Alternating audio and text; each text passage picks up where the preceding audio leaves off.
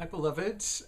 This month for our Reiki Distance Healing Clinic, we are sending out energy to those who have requested it. And of course, for those practitioners who get on the Zoom call for us to send out energy, we have a theme each time. So the theme this time comes out of some of the work that we're doing about the archetype of the prophet or prophetess. And it's juicy and yummy stuff, but the theme that I want to play with is the shadow side of the prophet or the prophetess, and that is, you know, the healing and the freedom and the peace that can happen for us as we work with that archetype in the shadow side, which is the need to be right.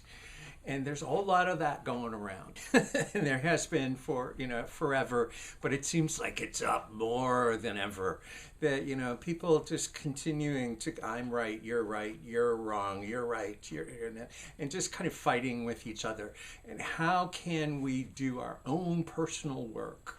And how are you doing your own personal work around that underbelly of the prophet, the prophet, which is to simply be who you are and send out your own unique message of love that is inspired by the divine, by just your very presence. So how do we work with getting more healing, more freedom, and more peace? So I'll tell you a quick little story about the need to be right.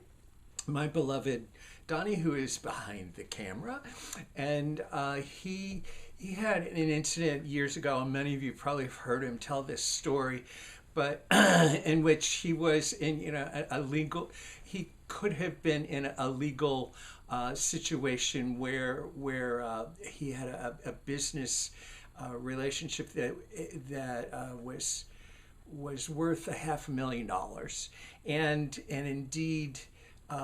The conflict around that, Donnie had to look at and go, he had a case and he could have sued and, done all the things. In other words, he could have been right and he could have pursued being right.